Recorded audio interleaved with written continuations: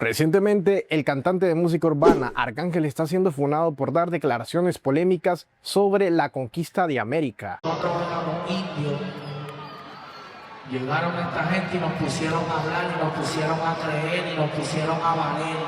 Son los cabrones que se pasan diciendo por ahí que España le debe una disculpa a América. Cabrón, y esa estupidez tanto de cabrón.